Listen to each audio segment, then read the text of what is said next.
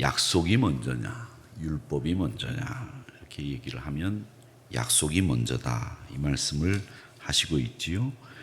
그리고 17절 말씀에 보면 언약을 430년 후에 생긴 율법이 폐기하지 못하고, 정확하게 약속과 율법에 주어진 시간의 차이를 430년이다 이렇게 얘기를 합니다.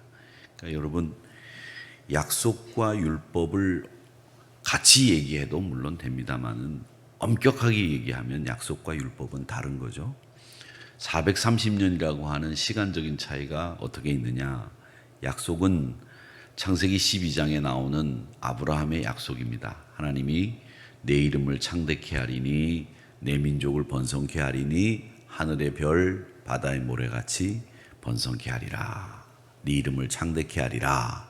창세기 12장에 나오는 말씀인데 12장 2절에 나오는 그 말씀대로 하나님은 약속을 먼저 아브라함에게 주셨죠. 그런 다음에 430년이 지나고 출애굽기 20장, 신명기 5장에 나오는 이 10계명은, 이 율법은 430년이 지난 르비딤을 지난 시내산 밑에서 있는 이스라엘 백성들에게 하나님이 주신 율법입니다. 그 율법이라고 하는 것은 이스라엘 백성들이 가나안 땅에 들어가서 어떻게 살아야 되는지, 이제는 종이 아닙니다. 이제는 자유인입니다. 이제는 우상을 섬기는 사람들이 아니라 이제는 하나님만 섬기는 사람들입니다. 이 하나님만 섬기는 사람들이 어떻게 살아야 되는지를 약속으로 율법을 주신 겁니다. 이렇게 살자 약속하신 거죠.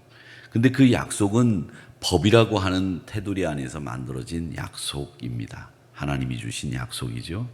그리고 출애굽기 20장에 나오는 율법에 의한 약속에 의한 율법, 이것하고 달리 축복에 의한 약속인 창세기 12장에 나오는 말씀은 하나님께서 이스라엘 백성들과 아브라함을 축복하시기 위해서 주신 그 약속인데, 이 약속이 430년이라고 하는 시간이 차이가 있다 이렇게 말씀을 하시고 있습니다. 계속해서 이 아브라함을 예를 들어서 오늘 말씀도 이 율법과 믿음의 관계를 설명하고 있는데, 갈라디아서는 갈라디아 지역에 있는 많은 교회들에게 하나님이 이 바울을 통해서 너희들이 율법으로 사는 게 아니라 믿음으로 산다라고 하는 하박국 선지자의 말씀을 그대로 보여주기 위해서 쓴 책입니다. 그래서 이 갈라디아서에 나오는 율법을 지향하고 율법이 최고다, 율법으로 구원받는다라고 하는 것을 갈라디아이즘 이렇게 얘기를 합니다. 즉 율법주의자들 이렇게 얘기를 하는 거죠. 근데 여러분, 율법이라고 하는 것은 몽학 선생이라고 또 얘기를 했죠. 바울이 그 몽학 선생이라고 하는 것은 뭐냐면 초보를 가르치는 선생님입니다. 초보. 그러니까 개인 선생님처럼, 교습을 하는 선생님처럼 처음 입문을 가르치는 거예요. 입문. 그게 율법입니다. 그래서 우리가 신앙의 초창기에 들어서서 신앙 안에 들어갔을 때 어떻게 살아야 되는지 그 기본기를 가르치는 것이 율법이에요. 근데 율법은 여러분 보십시오. 율법은 굉장히 어렵고 난해하고 지키기가 곤란한 것들이 많이 있습니다. 곤란한 게 우리 입장에서 곤란한 거죠. 그런데 그 율법을 다 지킬 수 있는 사람은 아무도 없고, 또 이 율법은 우리가 꼭 해야만 되는 것인데 다 지킬 수가 없는데, 다 지킬 수가 없으면 어떻게 되느냐, 오늘 말씀에 보면 저주 아래에 있게 된다 그랬습니다. 여러분, 이 십자가가 페르시아의 사형틀이라고 어제도 말씀을 드렸는데, 이게 나무에 매달려 죽었다 그러면 이스라엘 사람들은 저주받은 사람이다 이런 뜻을 가리킨다 그랬습니다. 그러니까 이 나무에 매달려서 죽은 그리스도 예수로 우리의 저주가 풀리는 거예요. 우리가 율법을 다 지키지 못하고 말씀대로 살지 못하는 그 저주가 다 풀려서 우리가 예수님 때문에 하나님의 백성 된다, 이제 그 얘기를 이야기하고 있습니다. 그러면서 오늘 말씀에 보면 13절에서부터 14절까지 말씀은 율법의 한계를 그리스도 예수가 해결하셨다 이 얘기를 하시고 있습니다. 율법의 한계는 뭐냐? 우리에게 우리 자신이 어떤 사람인가를 보여줍니다. 율법은 야, 내가 이렇게 못됐구나. 내가 이렇게 나쁜 놈이구나. 이게 율법이 우리에게 보여주는 역할이에요. 그런데 그 이상은 율법이 할 수가 없어요. 지킬 수도 없고 할 수도 없는 게 율법이라는 거죠. 그 율법의 한계를 뛰어넘는 게 바로 그리스도 예수의 사랑의 은혜. 이 십자가에서의 구속의 사역이 그 율법이 할 수 없는 일을 한 거예요. 그래서 율법 아래에 있는 것은 저주 아래에 있는 것이고, 또 우리가 그 율법을 극복할 수 있는 것은 그리스도의 은혜 아래에 있어야만 된다라는 거죠.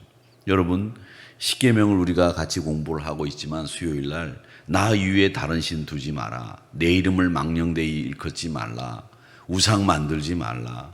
우리가 그 세 가지 계명만 보더라도 이 세 가지 계명을 철저하게 지켰느냐 이렇게 볼 때, 때로는 어쩔 때는 우상 보고 절할 때도 있었습니다. 예수 믿기 전에 그랬을 때도 있고, 또 예수 믿고 난 뒤에도 신앙이 허튼 사람들은 전보로도 다니고 또 이상한 이야기 듣고 믿기도 하고 뭐 이런 거 따지고 저런 거 따지는 분들이 아직도 있습니다.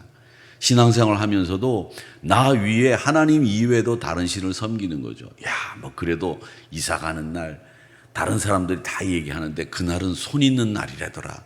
손이 있고 손이 없고 그런 날이 있다고 하잖아요. 예수 안 믿는 사람들은 손 없는 날 택해가지고 이사를 한다는데, 우리가 부목사님들이 이사한다고 그래서 이사하는 날짜를 잡아가지고서 이 견적을 받아보면 갑자기 이사 비용이 2배, 3배가 돼 있는 경우들이 있어요. 왜 그러냐? 그렇게 물어보면 목사님 그날이 손 없는 날이라 이렇게 얘기를 합니다. 우리야 손 없는 날, 손 있는 날 따질 것 없이 월요일 날이나 우리가 예배 없는 날 이사하면 제일 좋은 손 없는 날이니까 그날 이사하면 되는 거지요. 그게 예수 믿는 사람들도 그런 거를 얘기한다는 거죠. 이왕이면 좋은 게 좋은 거라고. 좋은 게 좋은 건 하나님이 제일 좋으신 분이에요. 여러분 아시겠습니까? 말씀이 제일 좋고요, 하나님이 제일 좋은 겁니다. 그런데 그런 세 가지, 하나님 이외에 다른 신을 두지 마라, 이름 망령되이 일컫지 마라, 우상 만들지 마라, 이런 가장 기본적인 하나님을 향해서 내가 섬겨야 되는 그 경외하는 법도까지도 못 지키는 경우들이 있다라는 겁니다. 이것은 뭘 얘기하느냐면 우리가 저주 아래 있는 사람이라는 거죠. 그 저주 아래 있는 우리가 그리스도 예수 때문에 그 저주를 풀어낸 거예요. 여러분은 지금 저주 아래 있는 사람이 아니라 여러분은 복 아래 있는 사람들, 말씀 안에 있는 사람들, 은혜 아래 있는 사람들입니다. 분명히 아셔야 됩니다. 나쁜 일이 생겼다고 해서 나는 재수가 없는 놈인가 봐, 자기 입으로 자기를 그렇게 얘기하는 분들이 계세요. 나는 재수 없는 놈이야, 나는 되는 게 없는 놈이야. 그걸 은연중에 여러분 심적으로 마음속 깊이 그런 생각을 하시는 분들이 계시면 지금 여러분 믿음이 흔들리고 계시는 거예요. 그건 저주 아래 있는 겁니다. 왜 나는 되는 게 없습니까? 나는 되는 것만 있는 사람이죠. 여러분 안 된 게 뭐가 있습니까? 아침에 다 일어나셨죠, 눈 뜨셨죠, 다 됐잖아요. 이것만 되면 되지 뭐가 더 돼야 됩니까? 안 그렇습니까? 안 그렇습니까? 눈 떴고 일어났으면 됐지. 아침에 일어날 때마다 하나님 제가 드디어 눈을 뜨고 일어났습니다, 얼마나 감사합니까? 그런데 되는 게 없다고 얘기를 하니 이 사람들이 신앙이 있다고 하면서도 하나님을 안 믿는 거예요. 하나님을 믿으면 그렇게 얘기하면 안 됩니다. 하나님을 믿으면 우리가 저주 아래 있는 사람이 아니라 축복 아래 있는 사람들입니다. 신명기 28장 16절에 보면 이 저주를 묘사하고 있는데, 뭐라고 저주를 하고 있느냐면, 신명기 28장은 여러분 아시는 것처럼 26장, 28장 이 두 장이 축복의 장인데, 거기에 반대로 그 축복의 말씀대로 하지 않으면 저주받는다는 얘기가 정말 상세하게 또 그려져 있습니다. 거기 이렇게 돼 있어요. 네가 성읍에서도 저주를 받고 들에서도 저주받고 네 광줄이 떡반죽 그릇 저주받을 것이고, 축복의 반대죠. 내 몸의 소생, 토지의 소산, 우양의 새끼가 저주를 받을 것이고, 들어와도 저주받고 나가도 저주받을. 이게 28장 16절에서부터 19절까지 나오는 말씀이에요. 이게 뭐냐? 우리가 원래 저주 아래 이런 사람이었다는 거죠. 그런데 이제 우리는 여러분 물질이 많고 적고 소유가 많고 적고를 떠나서 이 저주가 우리는 풀린 사람이에요. 꼭 기억하십시오. 저주가 풀린 사람, 여러분은 축복의 사람이에요. 하나님이 동행해 주시잖아요. 하나님이 함께 해 주시잖아요. 이 임마누엘의 축복이 제일 큰 축복이라고 했는데 여러분 그 축복이 여러분과 함께 있는 거예요. 죽으나 사나 이 말 그대로 내가 죽어도 하나님과 동행하는 거고 살아도 하나님과 동행하는 거예요. 그래서 죽으나 사나 내가 주의 것이다 그렇게 얘기하는 거죠. 찬송은 죽으나 사나 주의 것이라고 울면서 막 찬양 부르고 난 뒤에는 돌아서 가지고 나는 되는 게 없어. 그게 저주입니다. 그게 저주. 여러분 그런 생각하지 마세요. 우리는 하나님께서 율법으로 안 된다는 것을 분명히 보여주셨고 우리의 저주를 속량시키셨다고 분명히 말씀하십니다. 그렇기 때문에 이 속량은 죽음과 속량의 목적은 뭐냐? 이 바울이 쓰는 말 중에서 제일 멋진 말이 하나 있습니다. 그게 뭐냐면 그리스도 안에서라는 말이에요. 제가 어저께 빌립보 말씀을 주 안에서 기뻐하라 이렇게 말씀드렸듯이 이 바울이 제일 좋아하는 말이 그리스도 안에서라는 말입니다. 우리가 그리스도 안에서 사는 겁니다. 그리스도 안에서 속량받은 겁니다. 그리스도 안에서 하나님 자녀 됐습니다. 여러분은 지금 그리스도 안에 있기 때문에 저주 아래 있는 사람이 아니라 그리스도 안에서 복된 자리에 있는 사람들이라는 거죠. 그래서 이 아브라함의 복이 우리에게도 그대로 전가된 거예요. 그대로 남김없이 아브라함에게 베풀었던 축복이 여러분에게도 그대로 임한 겁니다.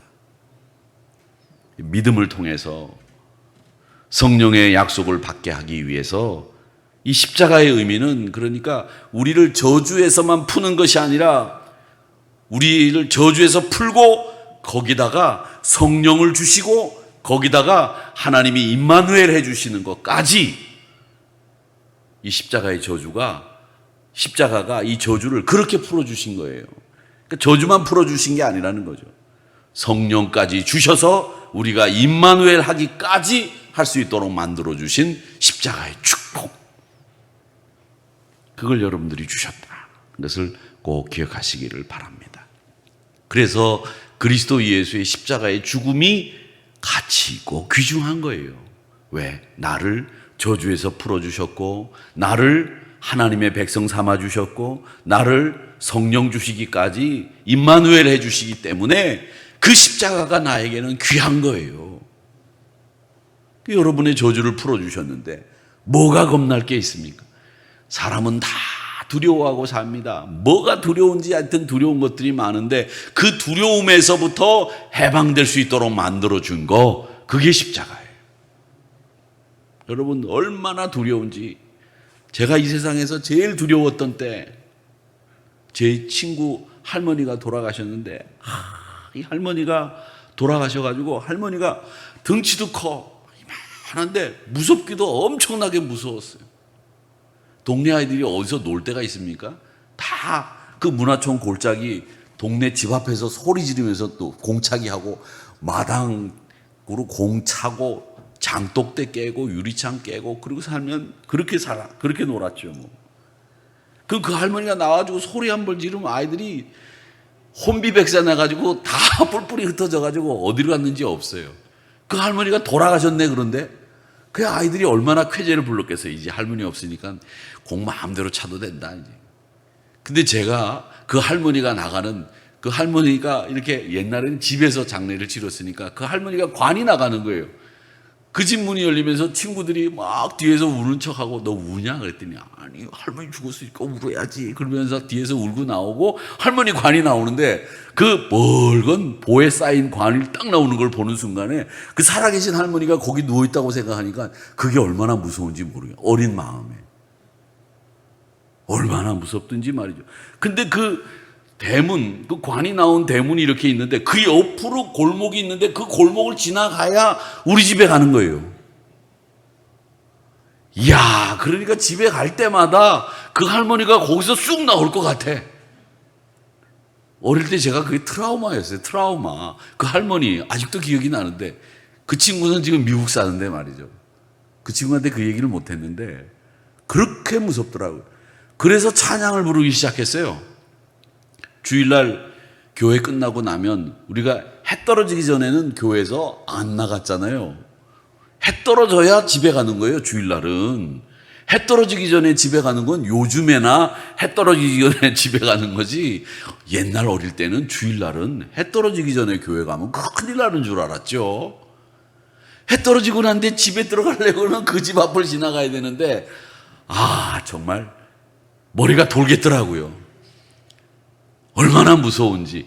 난 그 할머니가 이 세상에서 제일 무서워. 나중엔 제가 시골 교회 가서 목회를 하면서 염도하고 또 입관하기 전에는 제가 입관 예배를 드릴 때는, 요즘에는 이제 병원에서 하기 때문에 들어갈 수도 없고 위생상 유리가 다 있어가지고 거기서 참관하게 돼 있고 상주만 들어가지만, 예전에는 목사가 다 눈 감기고 마지막에 얼굴에 씌워드리는 거 씌우고 뚜껑 덮고 다 이런 거 할 때 목사가 들어가서 마지막에 하고 입관 예배를 드렸거든요. 그럴 때는 하나도 안 무서워. 그걸 얼마나 많이 했는데 그게 무서워요. 근데 그게 무섭단 말이죠. 여러분, 이게 저주인 거예요. 두려움. 나에게 찾아온 두려움들이 이것 말고도 다른 사람들 생각할 때, 여러분 제가 막 두렵다고 그러니까 지금 막 웃어. 그게 뭐가 무서우냐 임마 이러면서 막 웃으셨죠? 저는 그게 그땐 제일 무서웠어요. 그런데 제가 이걸 말씀드리는 이유는, 다른 사람들이 볼 때는 하나도 안 무서워. 그런데 나는 무서워. 이런 게 있거든요. 그게 어떤 사람의 죽음이 됐든 뭐가 됐든 간에 그런 것들이 사람들의 마음속에 다 있다는 거죠. 그 두려움에서부터 우리를 풀어주신 분이 누구냐? 주님의 십자가. 주님이라는 거예요. 두려움 없이. 두려움 없다는 말은 겁 없이 산다는 말이 아닙니다. 만용을 부리라는 얘기가 아닙니다. 나를 두렵게 하고 나를 올가매고 나를 쇠사슬에 꽁꽁 묶어두는 것들로부터 우리를 해방시켜 주신 일, 그게 우리 주님의 십자가라는 거예요. 그러니까 여러분, 두려워하지 마세요. 두려울 게 없습니다. 뭐가 두려우십니까? 두려운 게 분명히 있으실 거예요. 오늘 누구를 만나는데 그 사람을 만나면 내 얼굴을 어떻게 숨길까? 내가 누구를 만나는데 그 사람한테 꼭 오늘 돈을 받아낼 수 있을까? 걱정되고 두려운 것이 있지요. 여러분 상황마다 다 다르겠지만 여러분 그 두려움을 극복하셔야 됩니다. 율법의 행위로는 안 됩니다. 하나님을 믿음으로 말미암아 그 저주가 풀립니다. 그래서 오늘 이 말씀에서는 뭐라고 얘기하느냐? 16절의 말씀을 제가 읽어보겠습니다. 이 약속들은 아브라함과 그 자손에게 말씀하신 것인데 여럿을 가리켜 그 자손들이라 하지 아니하고 오직 한 사람을 가리켜 내 자손이라 하셨으니 곧 그리스도라. 그러니까 이 저주를 푼 그리스도가 아브라함의 축복을 그대로 받은 사람인데, 내 자손들이라 하지 않고 자손이라고 한 것은 그 율법의 저주와 우리의 두려움을 풀 사람은 오직 한 사람, 그리스도밖에 없다, 이 얘기를 하시는 겁니다. 여러분, 예수님이 그래서 좋은 거예요. 예수님이 여러분의 두려움을 해방시켜 주시고, 예수님이 여러분을 성령님과 동행할 수 있도록 만들어 주시고, 예수님이 여러분들을 하나님의 사람으로 늘 강하고 담대하게 적과 싸워 이길 수 있는, 영적 전투에서 이길 수 있는 그런 사람이 될 수 있도록 만들어 주시는 거죠. 그래서 17절 말씀에 보면 이렇게 얘기합니다. 미리 정하신 언약을 430년 후에 생긴 율법이 폐기하지 못하고 약속을 헛되게 하지 못하고. 약속은 헛되게 하지 못한다는 거죠. 율법이 430년 후에 생겨나서 그들이 르비딤 아래 시내산에서 받았지만, 하나님이 하늘을 보고 바다를 보고 네 이름과 네 자손들을 축복하신 그 약속의 말씀을 그 어떤 것도 폐기하지 못한다는 거죠. 그리스도 안에 있으면. 사랑하는 성도 여러분, 오늘도 한 주간도 그리스도 안에서 그 어떤 것도 두렵게 하지 못하는 그리스도의 믿음으로 승리하시고, 항상 율법의 저주 아래 있는 것이 아니라 믿음의 축복 아래 있는 여러분의 삶을 만끽하시면서 승리하시는 여러분 모두가 되시기를 주님의 이름으로 축복합니다. 하나님의 약속은 말의 약속으로 끝나지 않습니다. 바울이 말하고 있는 약속은 약속을 이루기 위해서 하나님이 자연을 거슬러서라도 하나님이 이루신다라는 것을 말씀하시고 있습니다. 그 율법이 이룰 수 없는 일들을 하나님의 약속이 이루게 하셨다라는 거죠. 사람의 유언을 고칠 수 없듯이 하나님의 언약도 고칠 수 없다. 나중에 온 율법이 먼저 온 약속을 헛되게 할 수 없다.